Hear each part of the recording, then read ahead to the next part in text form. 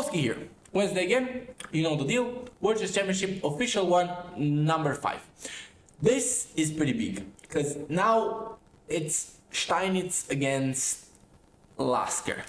And Emmanuel Lasker is for me the OG GOAT. He is tied for most World Championship wins. And that's 6, and he held the title for just a completely insane amount of years, 27. Okay, he did not play during the First World War, and the titles arrangement were kind of different back then, but still, 6 title defenses, that's just amazing. And you know, the great thing about him is that he was just, I think he was like an awesome person, and he was a great mathematician. And you know, he even said, I remember that like a quote, he said that if it were not if he didn't discover chess, I'm paraphrasing here, but if he did not discover chess and he discovered Go earlier, he would have never been chess world champion, because he just liked Go so much. So you know, I mean, he was just a lover of mathematical games and logic games. And now coming back to this World Chess Championship, now you already know Steinitz very well, and he was you know, thinking about retiring maybe, and then you know, Lasker offered him to play for some money, and you know, like people say that Steinitz needed the money. Who knows if he didn't need the money in fact or not. What we know is that they agreed to a match, and the combined stake would have been worth it by today's standards, like about $500,000. So I would imagine that you know, that would be nice money to make. And so you know, Lasker got the challenge accepted, and he flew to the United States. Now the games were played in New York, Philadelphia, and Montreal. Okay, they moved to Canada for the last part, and it was first to 10 wins. So that's all you have to need for the match. Now this was an amazing match. Keep in mind, Steinitz said he's gonna win this no problem. So let's see what happens. Now Steinitz has been obviously very, very, very great, but you know, Lasker is young and up and coming. Steinitz is like 58, Lasker is 26. So you know, Lasker has the white pieces. Let's see what he's made of. Now we have e4, e5, knight f3, knight c6, bishop b5, d6. This is actually Steinitz's defense in the Ruy Lopez variation. So you know that it's about to be good when the player actually plays his opening. d4, very principled move. Bishop to d7, now knight c3. Both players develop, and now you have this move, bishop to c4. This is a very rare move. Really much more popular is this move d5, kind of closing down the center, and after the move knight to b8, then you know, maybe playing a move like queen to d3, getting if the trade is accepted, then you win this pawn. So obviously you want to play a move like maybe a6, and you know, that would force the bishop to take, and you have this following position. But okay, white is better. But with this bishop c4 move, now black is allowed to, you know, kind of take in a center, get a little bit of development, and he might be fine. So you know, Steinitz obviously wants to develop now. Obviously Lasker is gonna make his way to castling. Wait, Steinitz is gonna make his way to castling, right? Of course. Now what happened here, basically Steinitz wanted a trade, and he got the trade because you know, it was an advantageous trade. But basically Steinitz was a little bit afraid of h5 now, and that's why h5 would have been the best move in the position. But here you know, with having this played here, Lasker goes long castles. Now, a better move would have been f4 indeed, and not castling, right? Because you're not in a rush to castle. You're gonna be able to castle later because you're not in danger. So you can actually break some principles this time. But okay, Lasker decides to castle anyway. Now we have e5 and bishop back to e3. So this pawn is gonna be like the weakness. We have this motive of the weakness on d6 now that it's a backwards pawn. Castles, knight back to e2, and now we can see how f4 is prepared.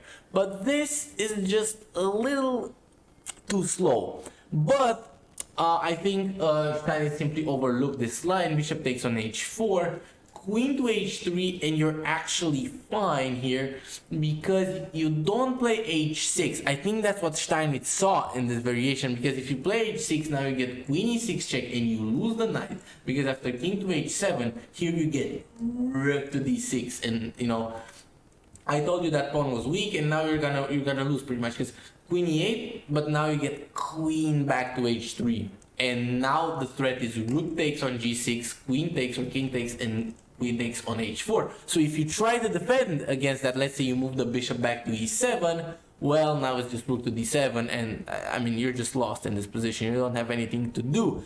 But there was a key move in this variation about right here. After queen h3, you could have played queen to c8, and this would have been a draw, because now a queen trade is forced. If queen to h2 is played, now queen to g4, and you're in time. But Steinitz missed that, and he went for rook f7, but now this allowed Lasker to really go ham with his attack. Now, he did not take this pawn right here, obviously, because this would be a pin. So he's, he slid his queen over there, defended his pawns, and now he's ready to start attacking again. Moving forward, knight d4, bishop f6, c3 defending, very important, rook to e8, now rook h to e1, bishop back to d8, now queen to g4. So slowly moving forward, right, putting pieces on the best squares possible. Steinitz is trying to do the same, but he's a little bit too slow. You see, Lasker's moves are coming with tempo. And now this very smart reroute, defending everything, and now, going back with the rook, and trying to find another way here. Now the position has actually shifted, and Steinitz is actually a little bit better because his pieces in the current position make more sense. His bishop has a target, while Lasker's knight is stuck here defending. Rook to g5 now, attacking the queen, queen to d7, queen to f7, and now we have a queen trade, and now it's just dead equal. G4, and well, how is anybody breaking through here? This is just an equal position. Okay, we have takes, and now like just a very, very masterful reroute by Lasker. The only idea to grant some kind of advantage. If you go, for example, knight to d4, this is just a no-brainer.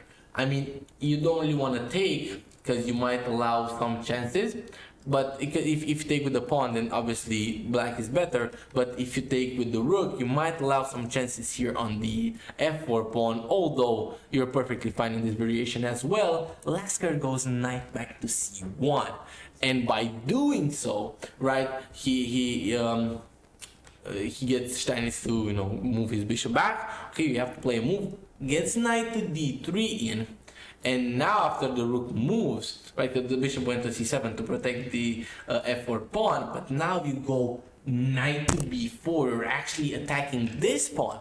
Okay, rook defends it, rook to d4. Now you want to go double. Okay, bishop back to b6. Okay, but rook takes on f4 now, and knight back to d3. You attack the rook, you make the rook move, and now rook to d1. And everything is just defended, a clean pawn up. Now let's see the conversion. We have rook to b4, attacking the pawn, attack the pawn again, and now b4, a great break. d4, Steinitz tries to break in the center. c4 now, not allowing any captures. Bishop to d2, now even b5. And this is preparing c5, and you cannot take with the rook. So, Steinitz begins to take some desperate measures. We got rook to c1, rook to d2, and now f4. And here he has to sack the exchange to try and get some desperate counterplay. But c5 comes, rook e3. Now rook to c4, and everything is just falling apart for Steinitz. Lasker just comes back for one last reroute to get in the defense, and now that pawn is just unstoppable. And Steinitz resigns right here because you're gonna lose this pawn, and then you're gonna get rook to a8, and it's over.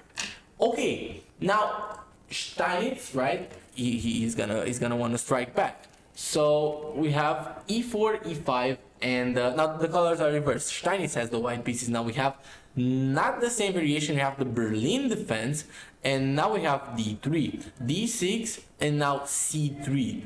Bishop to d7, now bishop to a4, g6, knight b to d2. So we have again the dance of like remaneuvering moves, like bishop b5, bishop to a4, bishop to d7, like unpinning, and then we have this setup here that was played by a lot of players, and even good ones. And so this is the a very solid setup for black. Knight to c4 and castles, and here there has been a game bishop to g5. Black won that game, but here Steinitz plays knight to e3.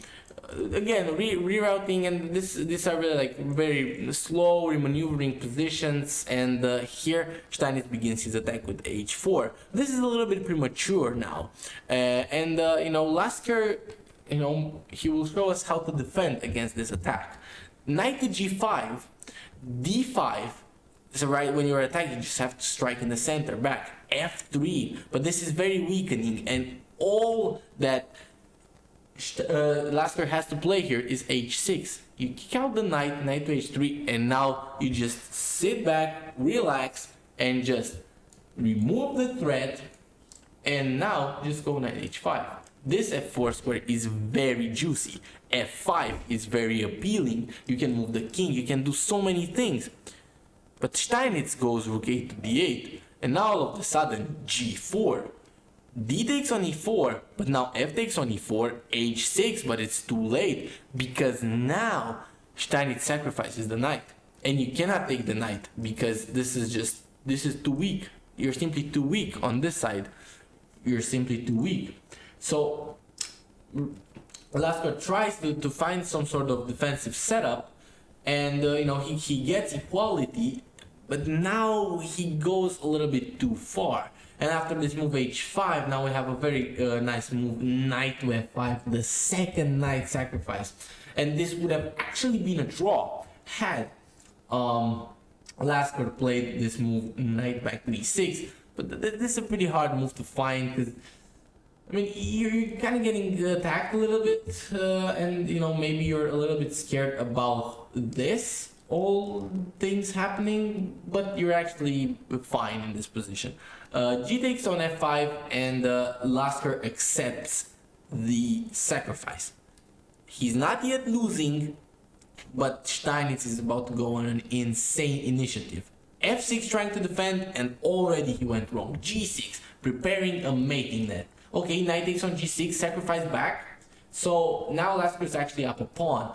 Look at this open file. I mean, Steinitz just has everything here. And now after this attempt at the break, just again, Steinitz is just too cold for these positions, man. You cannot put him in these positions because he will just beat you. I mean, look, he just took a knight. You didn't even see that knight was there. I didn't see it. You saw that knight was there. And why did he not take it here? Because he wanted to get another pawn, obviously. And now, I mean, Steinitz is just up material, and he's gonna convert very nicely. Like Lasker beat Steinitz in a very long game, hard fought, and then just Steinitz comes back, slaps him, and says, "Young man, you are not getting this title." And actually, the race was a little bit head to head. They actually were very equal until this pivotal ninth game. I spoiled the result, but you don't know the colors yet. And I'm not gonna tell you the colors. Oops, I forgot to reset this game. Hopefully the other ones are reset. Obviously, right, I have to look at the games before I present them, right? So bishop to b5, d6, knight to c3. So we have again the same defense, the Steinitz defense, a6, bishop to c4, and we have just a very similar variation to the first game. But now we see this double pawn structure here by black, which is actually not that bad because this pawn on e6 kind of covers some squares and prepares this move d5 without like the assistance of c6, so you can keep that side intact. d4, ed4, and now knight takes on d4. We have everything traded. Knight to e7, and here simply the players actually trade queens, and we have this following position. White is up a pawn, but only momentarily because of rook takes on a2, and the position is just dead equal. I mean, it cannot get more equal than this. Well, it's not that equal. I mean, look at these pawns. These pawns are very weak. White's pawn structure is just much better. Black has like 3 pawn islands and like double pawns, and white has only 2. So, you know, white definitely is gonna be playing this for a win. And rook h to a8, king to b3, rook to a4, f3.